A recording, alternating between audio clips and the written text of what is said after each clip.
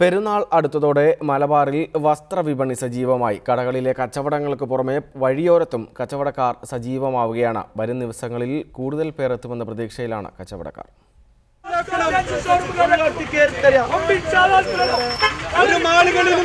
മിഠായി തെരുവിൽ പെരുന്നാൾ വിപണി തകൃതിയാകുകയാണ്.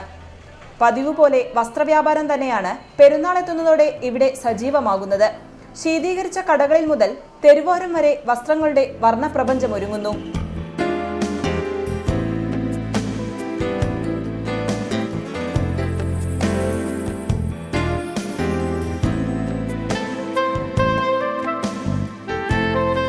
പെരുന്നാളായിട്ട് കൂടുതലും പോകുന്നത് ഗൗണുകളാണ്.